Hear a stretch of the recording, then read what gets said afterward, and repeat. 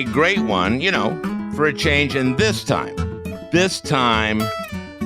I mean it, because Norm Ornstein is back. Those of you who are regular listeners know that Norm is the expert on Congress, and no better week to have him on than this week, when the nutcase Republican House barrels ahead to a shutdown. The last shutdown, which lasted over 35 days from December 18th well into January 20th of 2019, was under an entirely Republican Congress and a Republican president, and cost our Treasury about $5 billion and hurt a whole bunch of people.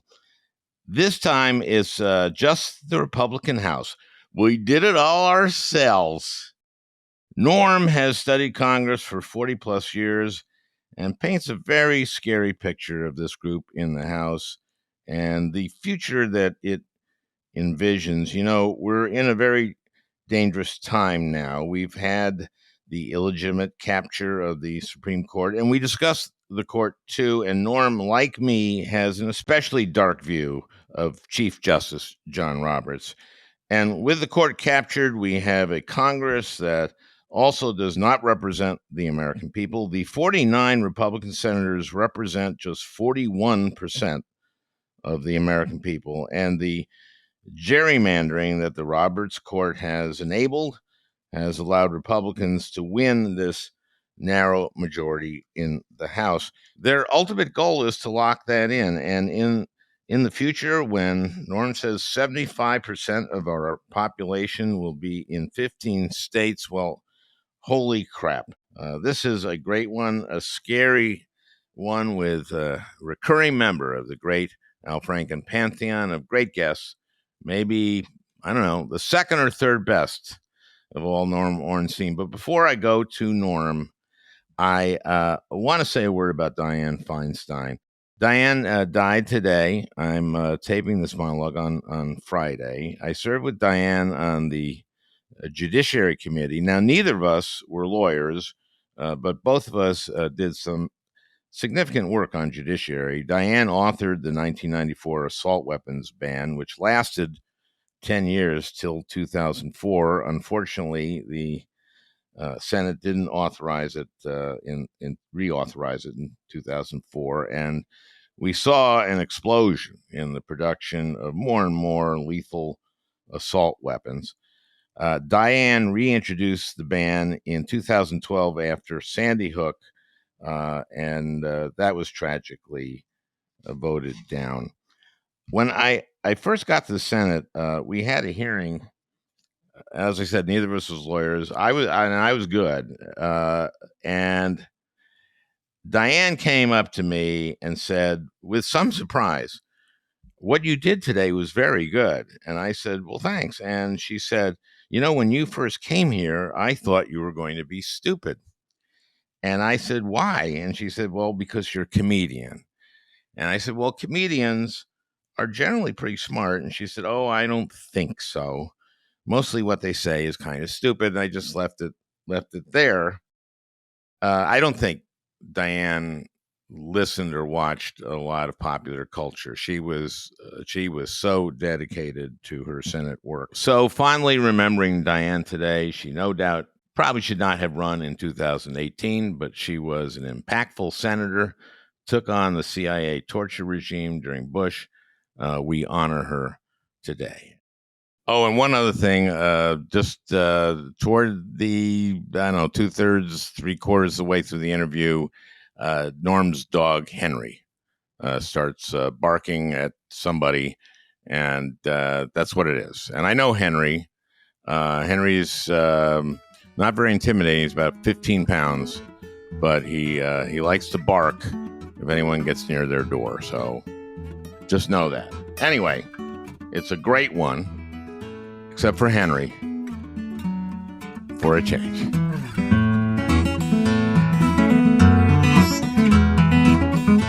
Norm, you haven't been back in a while. It's been a while. Yeah, and that's our fault. But and in the meantime, you temporarily fell off the pantheon of guests. I'm well aware, Al, and I have to tell you, I'm deeply disappointed.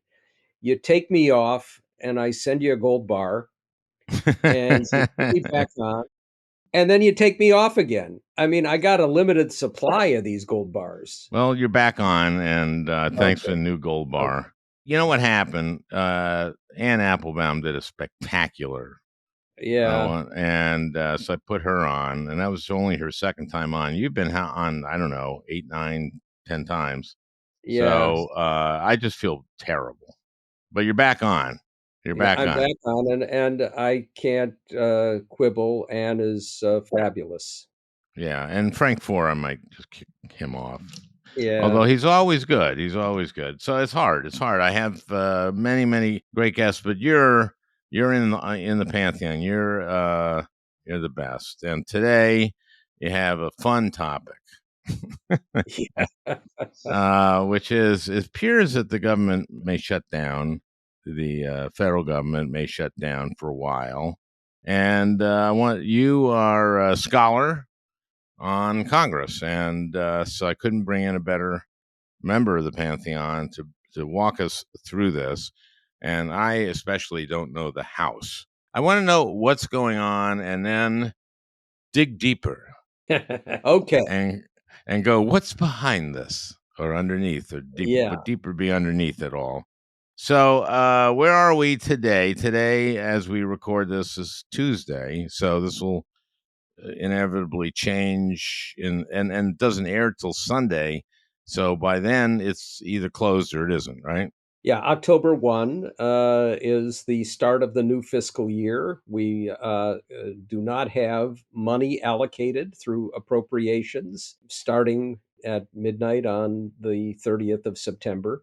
So we are, I would say, almost certain to have a shutdown as of then.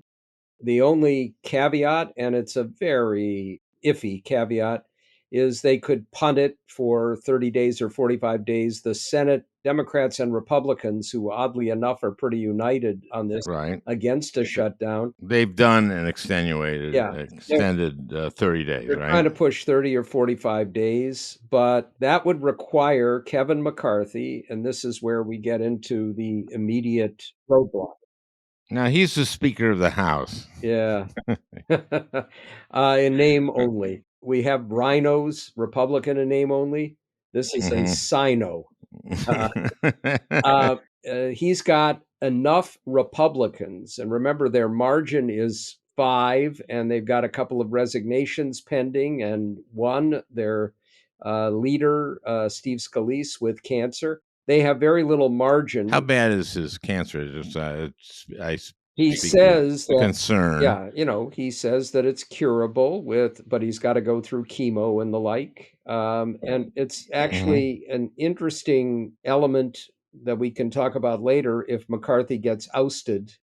because he's sort of the next in He would line. be the But next in yeah, line, and he would love it, but this may be a problem for him. But anyhow, that's a okay. side issue at the moment. The problem that we have immediately was set in motion back at the beginning of this Congress when it took Kevin McCarthy 15 ballots and several agonizing days to get Republican votes to put him over the top and become the speaker.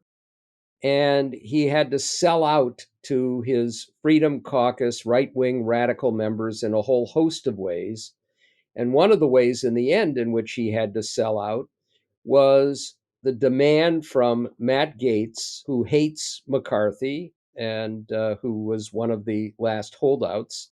He had to give in to the ability for any member to introduce and get a vote on a motion to vacate the chair. So it only takes one person. Gates and others have already threatened. That means that to vacate the chair would mean you're not the chair anymore. We have to have another vote. It ousts the speaker, and there is another vote for a speaker. And if the motion to vacate fails, obviously McCarthy stays as speaker. If he's removed, he could run again, but that would be a pretty clear indication that he would not have the votes. McCarthy knew from the beginning that he would have to sell his soul, with another caveat here: whether he had a soul to begin with is a question, to achieve this goal, to become the speaker, to the most radical forces in his party in the House. And let's be clear that you could define the radical forces as being 2/3 of House Republicans on this basis. After the January 6th violent riots and attempted insurrection, the Capitol in tatters, and several hours to get it back to a point where the Congress could reconvene to do the electoral votes. Even after that, with many of these members pissing in their pants and the fear that they might be killed, 2/3 of them still voted to say that Joe Biden had not won the election.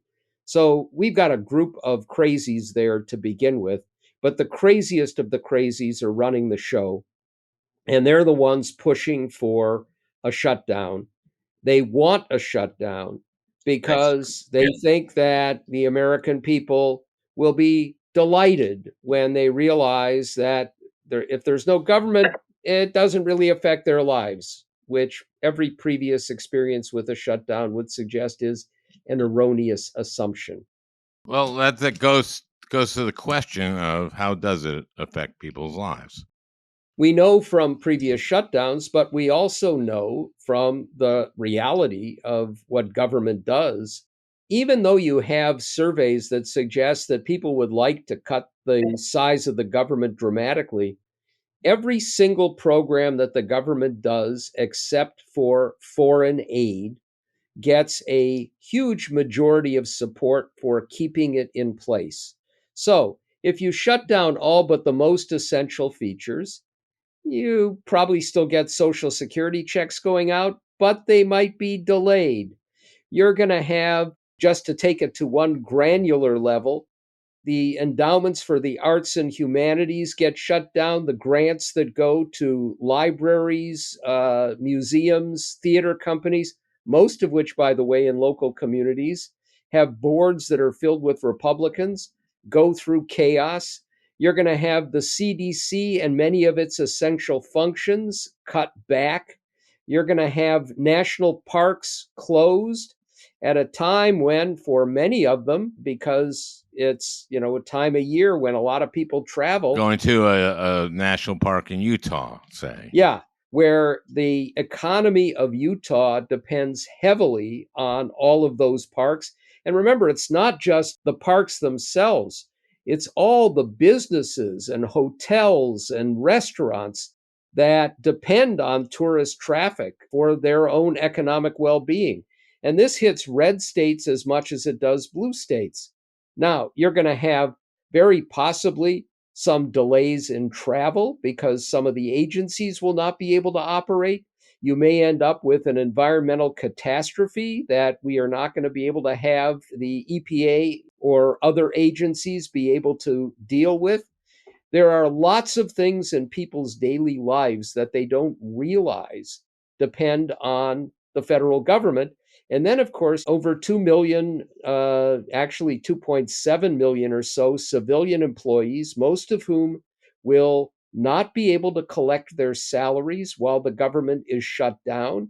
That in turn will put pressure on local economies and will, of course, cause enormous disruptions, some of them having trouble making rent payments or mortgage payments. And then you've got all the contractors. As you know, you'd go into a federal building and there are people who are cleaning the offices, there are people manning the security desks. Most of them are not federal employees, they're contractors. They don't get paid when the government is shut down, and they won't get reimbursed in the end for their salaries lost. So there are disruptions in lots of people's lives. And what we know from previous shutdowns is that after a while, you get an enormous backlash and people demanding that they reopen. How much that will move these radical Republican members like Marjorie Taylor Greene and Matt Gaetz and Paul Gosar and Scott Perry, and we could go through a whole laundry list of them, remains to be seen. And then the dilemma hits Kevin McCarthy because they could pass an appropriation bill. And remember, we had an agreement broadly accepted to extend the debt ceiling with specific numbers for all of these government programs and their appropriations. And it's McCarthy, under pressure from his lunatics, reneging on that agreement. You could get a bill that would abide by those, one that would accept what is going to be a broad bipartisan approach in the Senate in a nanosecond if you do it with the Democrats who would support that and at least a handful of Republicans. But that's the end of McCarthy's speakership. Let's talk about that. Yeah. So, because this could happen, Democrats could team up with some moderate Republicans to pass something. But you say that's the end of the speakership. Can Republicans say, you know what? What's so bad about Speaker Jeffries? I mean, a few Republicans. And why don't we just make him speaker? All we need to give him is 5 votes. And then the 5 of us who voted for him are now chairman of these committees. I mean, why is that a possibility? What I have would stranger things happened, or is this maybe not? We've But seen things like that in some state legislatures where you've reached this kind of an agreement. It is extremely unlikely here. One reason why, they're all moral cowards or lunatics or both. I'm talking about there are no moderates who No, would there. go Well, like. first of all, there are no moderates. There are, I mean, period. Okay. There are no moderates. There are more moderate members. There are some who would fit the kind of definition of traditional conservative instead of radical. But it's not just, by the way, that doing so means a death sentence in terms of a primary campaign. Go back and look at the interview that McKay Cobbins did in The Atlantic with Mitt Romney, which is a part of the book that he's going to come out with on conversations with Romney. Right. Now he's talking about the Senate there, but Talking about the Senate, where members have come up to him and said they're worried about death threats to them and their families. And one of the things we don't talk about enough is the degree to which Donald Trump now calling for a death sentence for the outgoing chairman of the Joint Chiefs, Mark Milley. that happens all the time. That Yeah. outgoing former Yes. presidents call Yeah. for a death sentence for an outgoing. Well, Because it's so wait a president. minute, whoa! I'm sorry, I was confusing us with a former Latin American country. Yeah, Sorry. exactly so. Anyhow, yeah, or a country where they take them and throw them out the windows. But Paul Gosar, a House member who's one of the worst and most radical, and one of those who helped Is he plan the Arizona? insurrection from Arizona, also Yeah. calling for the execution of Milley.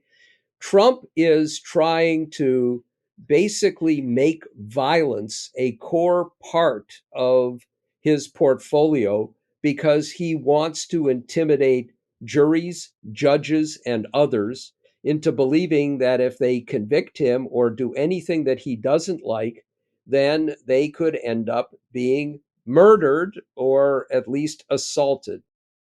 Very smart. Yeah, Very smart.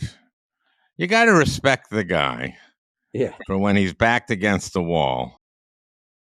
So let's go back to Milley and what he should be executed for. And is that the reporting in the book that one of the books that he went to talk to China? That Milley was really worried that Trump could start a war, even a nuclear war, and so he started talking to the Chinese about, okay, guys, if this kind of thing starts to look like it's happening, I'm going to call you, right? That's a part of it. It's also that throughout, That's just part of it. yeah, Yeah. and you can even say a small part of it.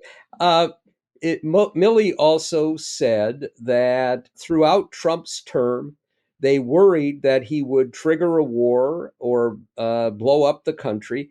But it was also that at one point, Milley took a war hero who had lost his leg and showcased him as a veteran. And Trump said, I don't want that ever to happen again.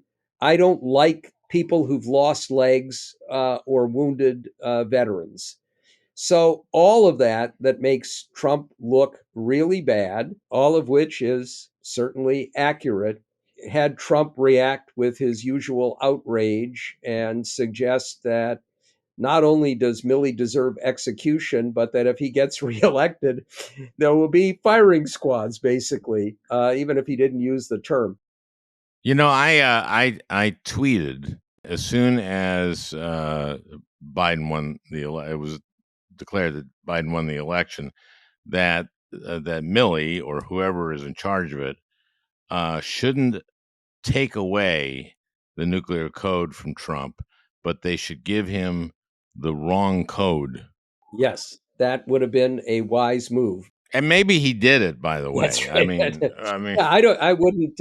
Now, the other thing that has gotten Gosar and the other radical Republicans upset is that Milley has defended the military force, which includes trans people, gay people, women, as representing not just the diversity of the country, but also creating the best fighting force in the history of the world. And this is woke to the DeSantises of the world. So Milley's a villain for supporting woke military policies. I did a lot of USO tours, and I remember many times, performing to these troops, and there were so many LGBT soldiers. And I remember sort of the lesbians would sit together Mm-hmm. and cheer, and I'd make jokes about that, and they would cheer. And I would always get the permission of the commander of Yeah. the base, and usually they were fine with it. And I just go like, General Barnes, I gotta say, one of the great generals in our military, and a gay man who leads this space, and stand up. And then he'd wave. I mean, they were so okay with it in the military. And of course, one of our most integrated parts of our society. Yeah, Okay. but this is that's as we begin to look at where all of this craziness came from. Certainly, the now amplified hysteria and backlash against LGBTQ people and the trans community, more specifically, has been building for a long time, and it is now one of the core parts of the Republican Party platform. Boy, that's so crazy in terms of looking to the future, especially because young people are just like, huh? Yeah. They're just going to lose people. But in the meantime, they got their issues. They got immigration. They got other stuff, and this is going to be a close election. This is going to be a close election beyond any doubt. But, getting to the larger point, they are losing younger generations. That is absolutely true. They don't want to do anything to alter that. And the reason is they think they've got the system stacked right now in their favor. So they can win with a minority support and they can win with the support of older voters, When you say that, do you mean electoral college? What do you mean? electoral What do you say? college, the Senate, and the heavily gerrymandered House.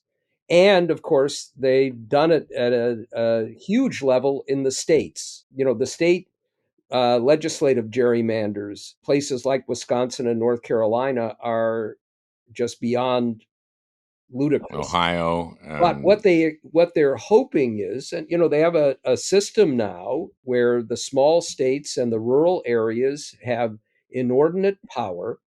What they're hoping for is that they can use this to keep power now, even with support from a minority, and the hope that the economy is not going to improve enough that voters are going to give Biden credit for it.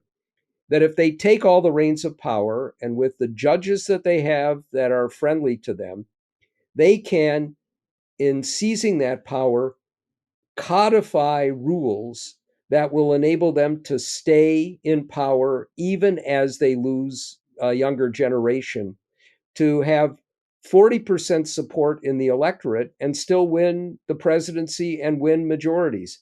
And with a Supreme Court where John Roberts, who is an embarrassment to the country, an embarrassment to the judiciary, not just because he's turned a blind eye to the ethical criminality. I'd call them lapses, but those aren't No, lapses. it's criminal behavior on the part of Thomas and Alito, at least those two. But he's also been behind the evisceration of the Voting Rights Act and the Yep. destruction of campaign finance.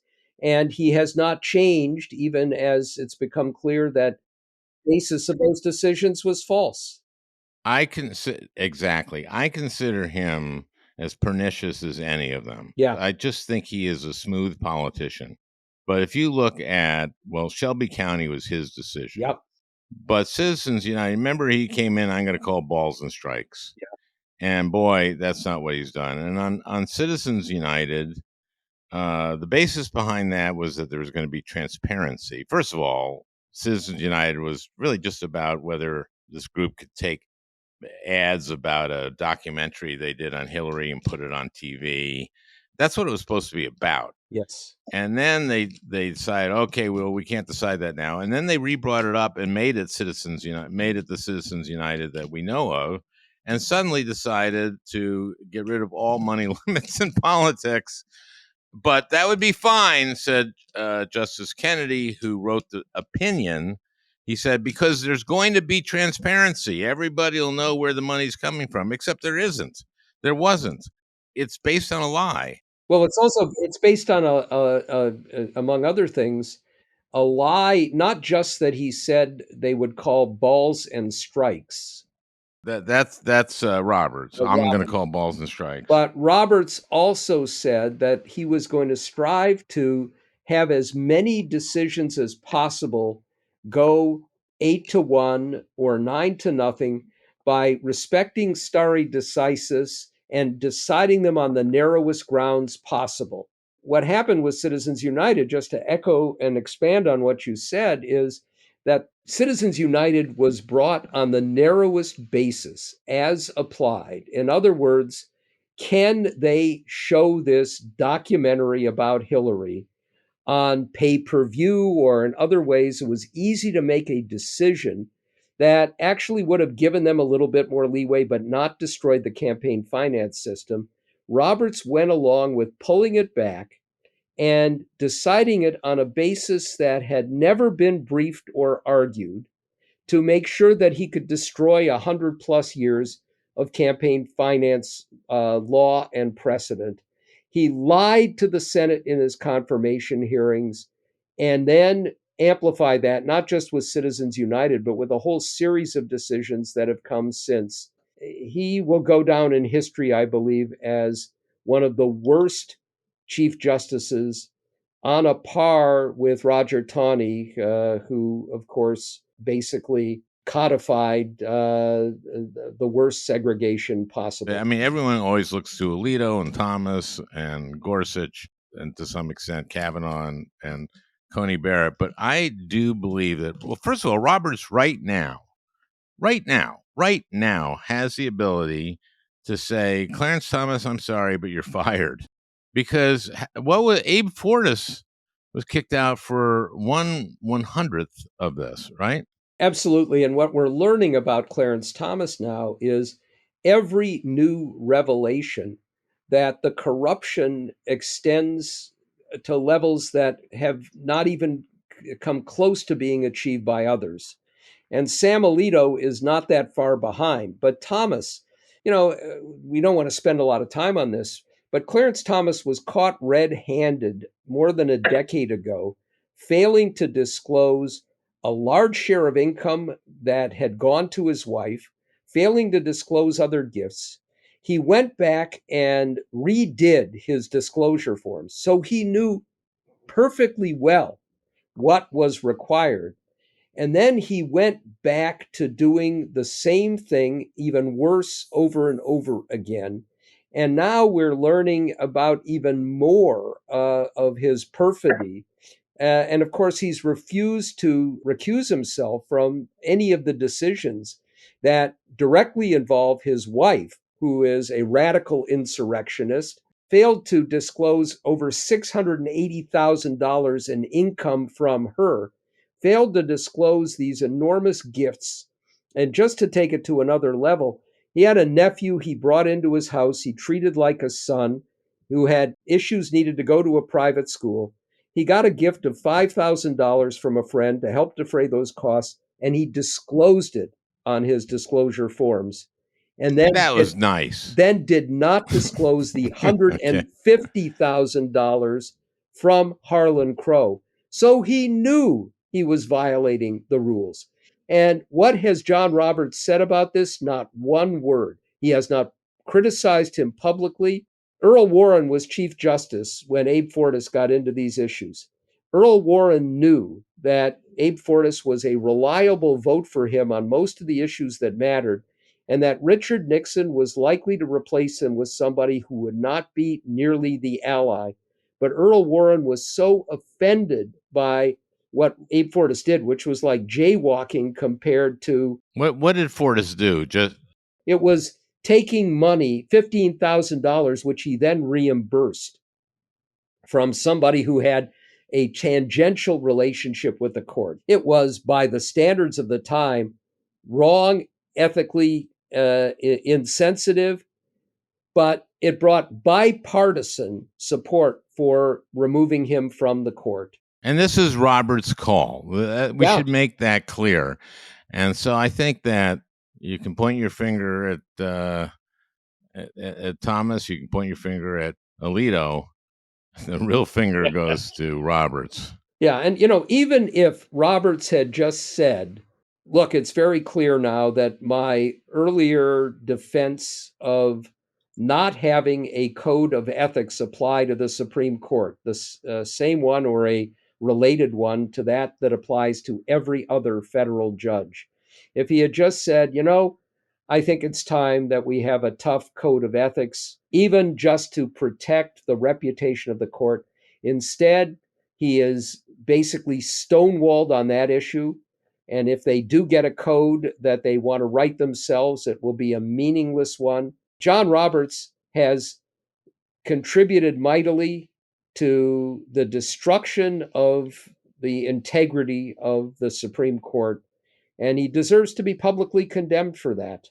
I think he's such a smooth operator and picks, and he's such a good politician. He escapes the kind of scrutiny and the kind of criticism that you're giving him. And I just think he's the worst. Temperamentally, Alito Yeah. may be the worst, and Clarence Thomas, that family. But boy, oh boy, and Chief Justice's Roberts' wife profits from. Doesn't she recommend lawyers to firms who have business before the court? But she gave up her practice in a law firm when he moved to the Supreme Court and developed a legal recruitment business where she recruits lawyers for firms, including all the big firms, and she makes a lot of money doing that. Let's keep in mind that Neil Gorsuch had a property in Colorado that had been on the market for 3 years and did not sell. He co-owned with others, and as soon as he was picked for the Supreme Court, magically it sold at a nice price. Let's keep in mind that Amy Coney Barrett sold a house to a group with which she is affiliated that has business, including on the Dobbs decision, before the Supreme Court.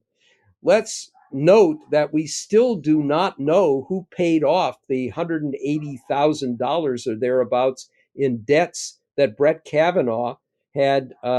We think maybe gambling debts, but we think maybe Well, it that. was, who knows what it was. Some of it was expensive tickets to baseball games and other things, but he didn't pay for it. Somebody else did, and we don't know who did.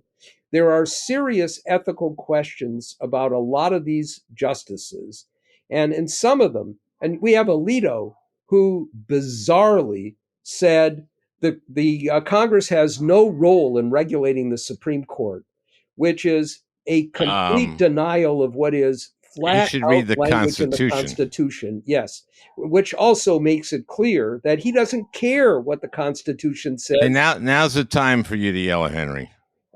Yes, But Henry. I'm afraid that does no good. I know Yeah, Henry. yes. There must be somebody outside. He is a very good guard dog.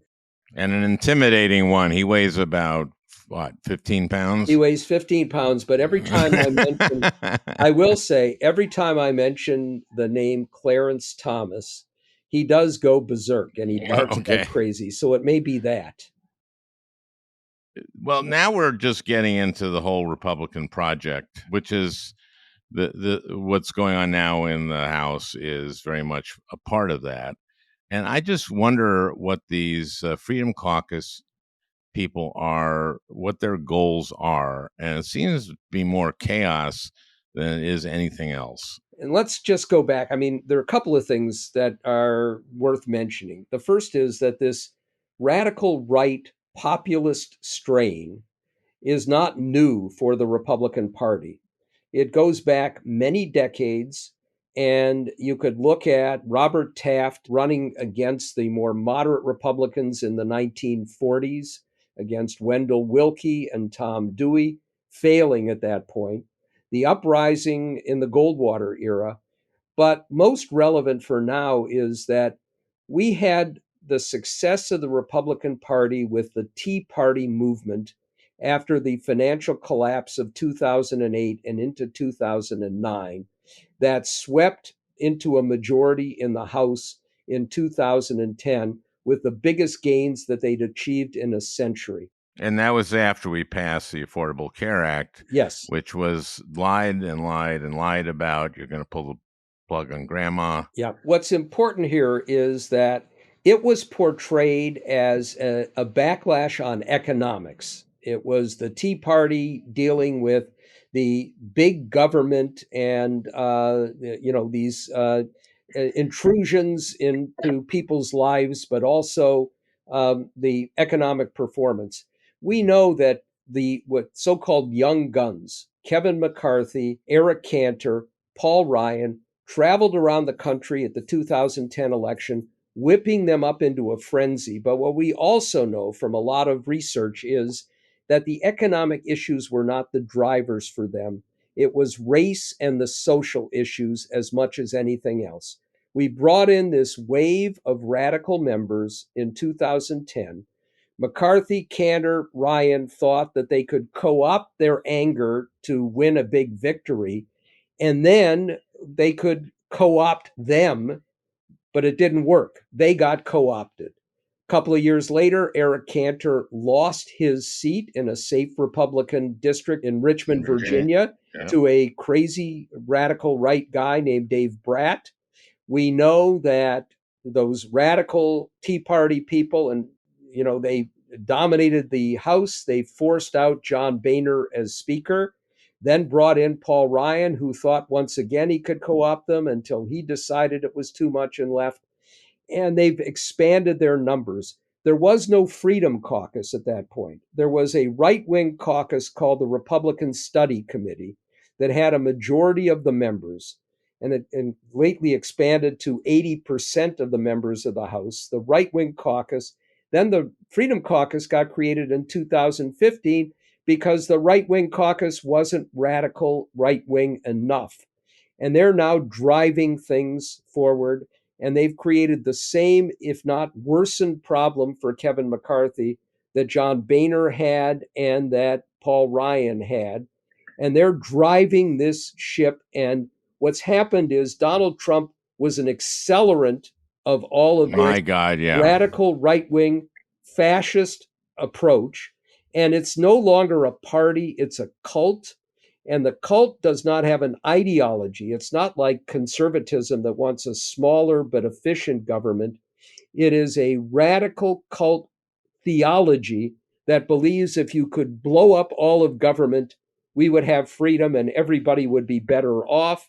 and they're using race and anti-LGBT policies and a fair amount of anti-Semitism built into it. And the part of the race part is anti-immigration, of course. Anti-immigration as well, to whip up their base, and believing that if their base is there and the Democratic base is divided, that they can win with a minority of voters. Which they do in presidential elections because of the Electoral College. And they also win in the majority in the Senate because what percentage?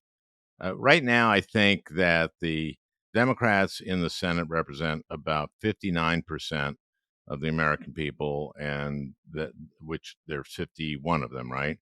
The 49 of the Republicans represent like 41%. Yeah. And if you think about that, along with the rules in the Senate that, one, give inordinate power to every individual. So Tommy Tuberville is basically undermining our national security single handedly, and that the filibuster rule for legislation makes it almost impossible to overcome the veto power of that 41% of Well, you and voters. I have a solution for that.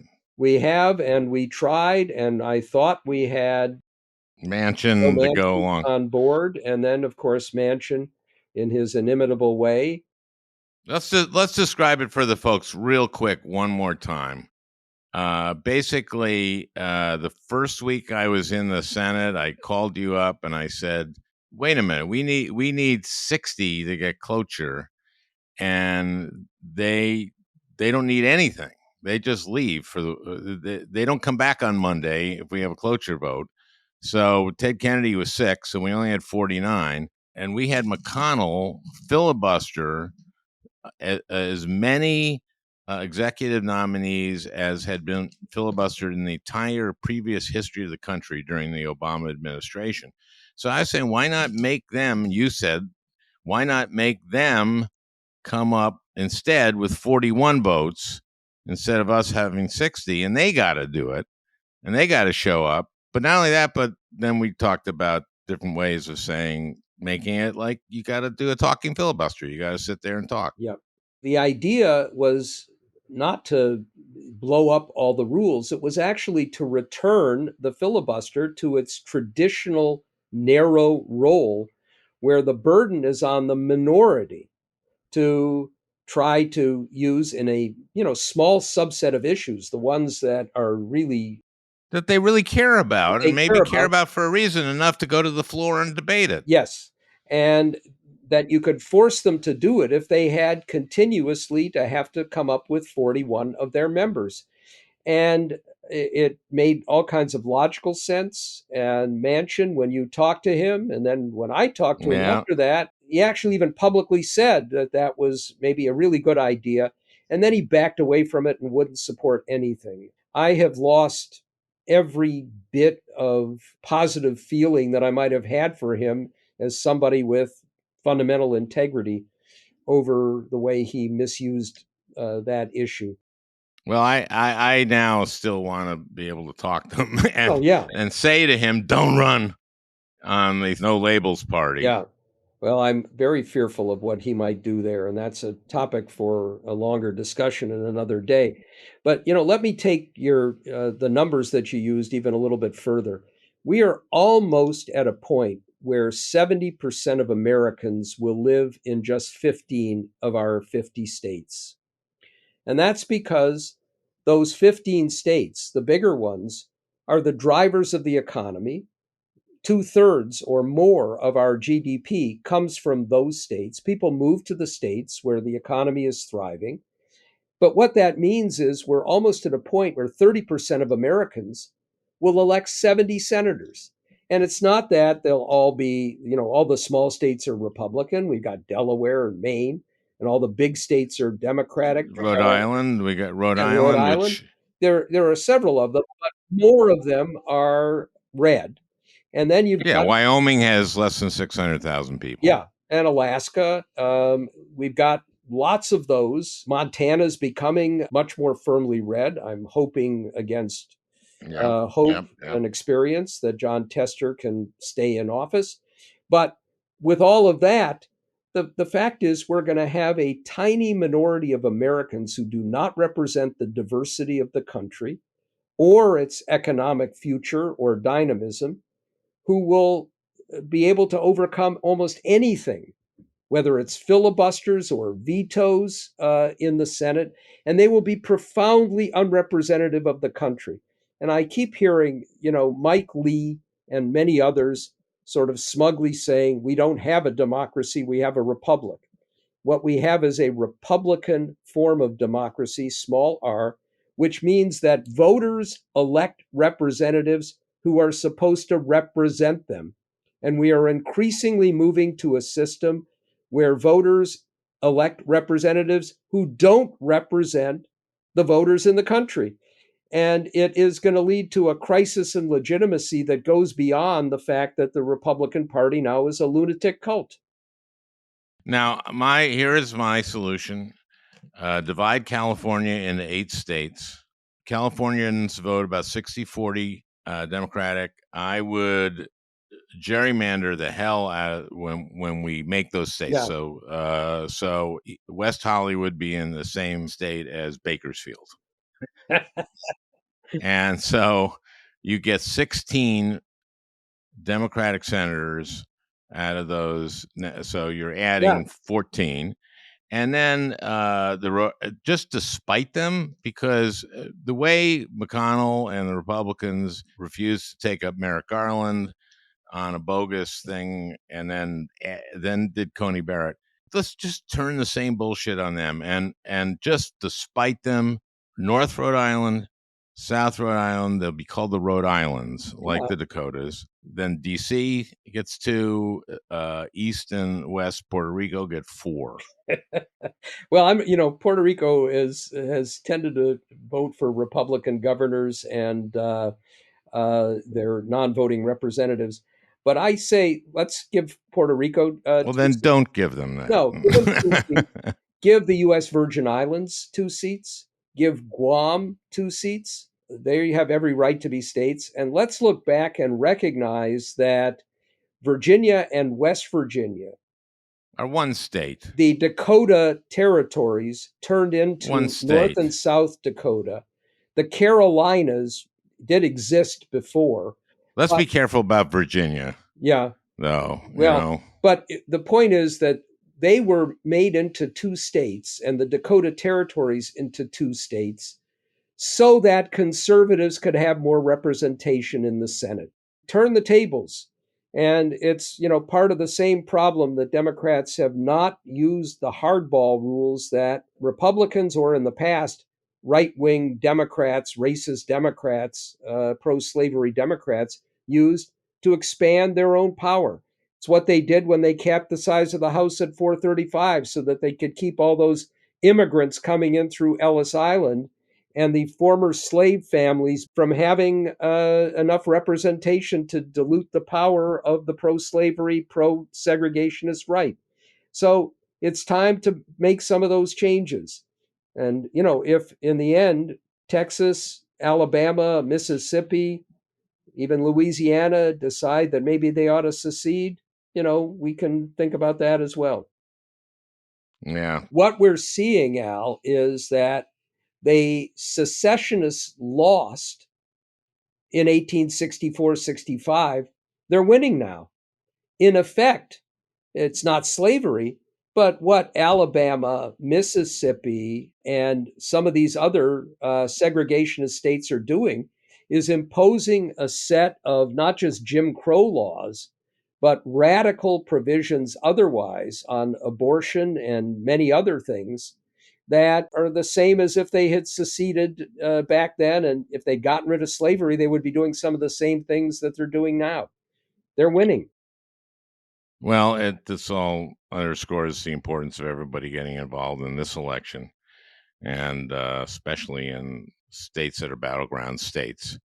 So, well, we'll see what happens this week, but I don't think you hold out a lot of hope we're in for an extended shutdown, I think. And the question at the end is either will McCarthy finally decide that he has to get something done with more Democrats than Republicans, or will we end up bypassing McCarthy with a discharge petition in the House and hope that there are 5 to 10 Republicans with enough guts to buck their own party to get the government open again? Remember, there are 17 or 18 Republicans who were elected in states, in districts that Biden won or where they're highly competitive, and they may decide that they've got to take a big risk. That could happen. And then there will almost certainly be a motion to vacate the speakership. And then it's a question of whether McCarthy can somehow prevail, or, barring that, what kind of radical replaces him as speaker. And I'm not sure we wouldn't be better off at this point to really show how lunatic the Republican cult has become by letting them put in a Matt Gaetz or a Marjorie Taylor Greene or somebody who fits that mold as speaker, and show how completely incapable they are of actually governing in a way that fits the interests of the American people. There you heard it, ladies and gentlemen, from Norm Ornstein back in the Pantheon, the Al Franken podcast, scholar, and all around great guy. Thank you, Al, until I'm taken out of the Pantheon next time. That'll happen when something good comes on. But then you'll be back in. Well, I hope you enjoyed listening. That beautiful music is by Leo Kottke, the great Leo Kottke. I want to thank Peter Ogburn for producing this podcast. We'll talk again next week.